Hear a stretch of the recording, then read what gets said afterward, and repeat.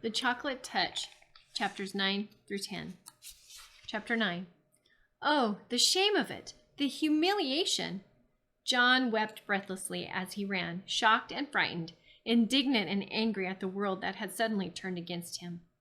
Mean old things, John thought, blaming Miss Plimsoll and Mrs. Quaver for his failures, even though nothing that had happened to him had been their fault in any way. Horrible old school, he thought, even though he had liked school until that morning. Hateful Susan, he thought, even though he knew at the same time that he was really longing to be her friend again. Through the window, Mrs. Midas saw John coming up the pathway. "Hello, John, dear," she called from the living room. "You're home early today. How nice. As a reward, there'll be a piece of chocolate after supper." "I hate it," John shouted. He was crying too hard to say anything else for a moment. When she heard the sound of his voice, Mrs. Midas rushed into the hall. "Why, what's the matter, dear?" she asked, putting her arm around him. John twisted away from her grasp, ran past her, and started up the stairs toward his bedroom. "Susan doesn't want me at her birthday party," he said as he went. "I know she doesn't. Well, I don't want to go to her rotten old party anyway." "I don't think you really mean that," Mrs. Midas said. "Besides," she added, and John was halted by the softness of her voice, "Mrs. Buttercup just telephoned to say she was going to drive over herself at 4 o'clock to pick you up." "She did?" John said, blinking down at his mother from the top of the stairway. "Yes, she did," Mrs. Midas assured him. "So you'd better hurry and get yourself washed and brushed. Your party clothes are laid out on your bed." There were games on the Buttercup's lawn while it was still warm enough outside. Later, the party supper, including the birthday cake, was going to be served indoors, and there would be a magician and a short movie. John joined in the blind man's bluff, and grandmother's footsteps, and fox and geese, and soon he became more cheerful. He even temporarily forgot about chocolate. Susan looked very pretty. Her yellow curls had been brushed so hard that they looked silkier than ever. She was wearing a big blue ribbon, the same color as her eyes. Her cheeks were flushed with excitement, a deeper pink than her new party dress. On her feet were dainty white little socks and white shoes with straps that buttoned. Between games, Susan smiled at John and said, "I'm glad you came." They seemed to be on good terms again. Then Mr. Buttercup approached, bringing a bucket of water from the garage. He set it down in the middle of the lawn without spilling a single drop. "We're going to duck for apples," Susan whispered to John. "The boys against the girls. You can be the captain of the boys' team." The two teams lined up for the race, Susan leading the girls and John the boys. "The idea is this," Mr. Buttercup explained. "When I say go, not yet, John, Susan and John will run to the bucket. There are 12 apples floating in the bucket and 12 people in the race. Using only your teeth, Susan and John will grab their apples and run back to their lines. As soon as they touch the hands of the number 2 runners in their teams, Danny and Duncan, Susan and John will go to the end of their lines, and Danny and Duncan will run back to the bucket to duck for apples. Do you all understand the way it's going to work? All right. 1 to get ready, 2 to get steady, and 3 to go." Susan bounded ahead like a jackrabbit and had her face deep in the bucket by the time John reached her side and crouched down for his apple. He got his eye on the big red one with its stalk jutting up conveniently for him to grab. He lowered his face, opened his mouth, and lunged. Somehow his nose reached the apple before his teeth did, and it pushed it down below the surface. John's mouth followed the apple down. Then a terrible thing happened. The clear water in the bucket turned into dark brown, sweet liquid chocolate. Susan and John immediately pulled their heads up, but it was too late. Their faces were drenched with chocolate syrup. "Oh!" Susan exclaimed, wiping chocolate out of her eyes. Chocolate syrup dripped all down over her delicate pink dress. "Oh!" she moaned. John was in the same state. There was chocolate all over his face.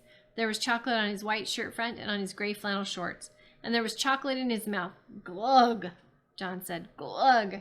Susan was too surprised and angry to speak. For the second time that day, she turned her back on John and ran away from him.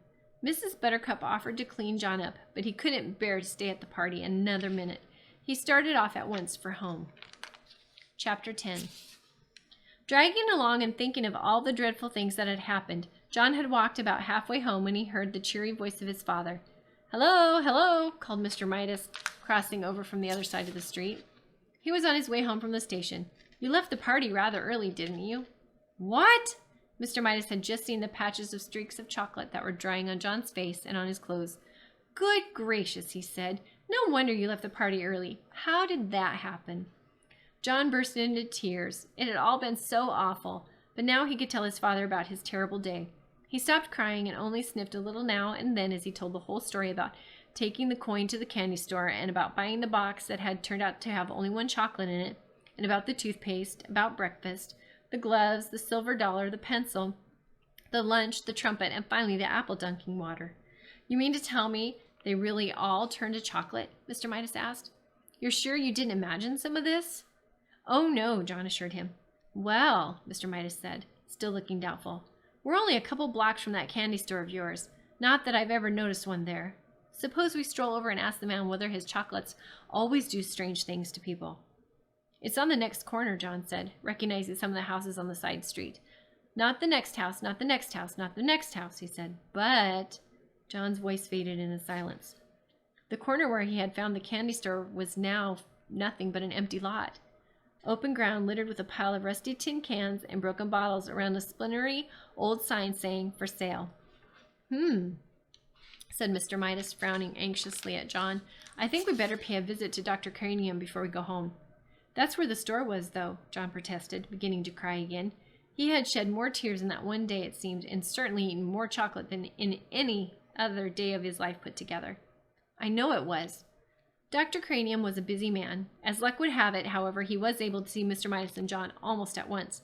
Well, well, well, well, well, said Dr. Cranium. And how are we getting along now, John? Have we cut down on our candy, eh?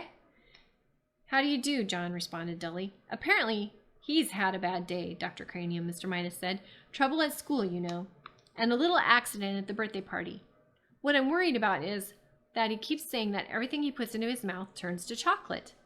No more than a nursery fantasy, I'm sure, Dr. Cranium said to Mr. Midas. Well, John, he went on, looking down with a smile, suppose you tell me in your own words what the matter seems to be.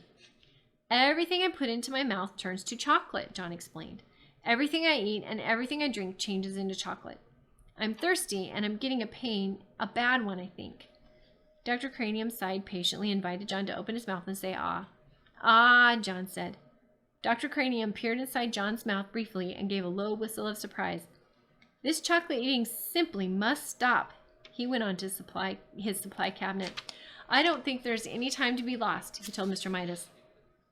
I'm going to give the boys some of my own special compound, Dr. Cranium's elixir. I call it Never Fails. Dr. Cranium selected a large bottle from one of the cabinet's crowded shelves. He removed the top of the bottle. He got a spoon from another shelf. He filled the spoon with the oily, greenish, yellowish medicine that had yellowish, reddish highlights glinting in it. It doesn't taste very pleasant, Dr. Cranium warned John in a pleasant tone of voice, but I'm sure it'll do the trick.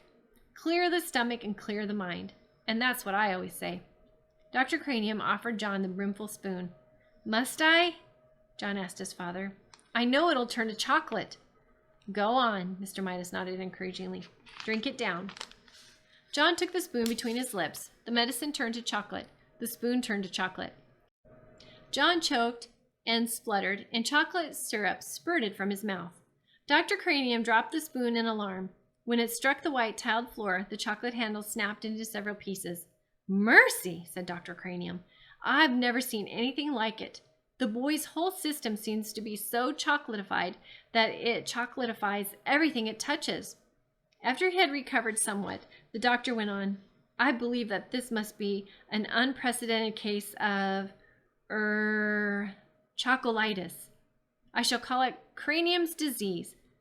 I shall want to make an exhaustive study of the child. I think John has had enough excitement for one day, Mr. Midas said.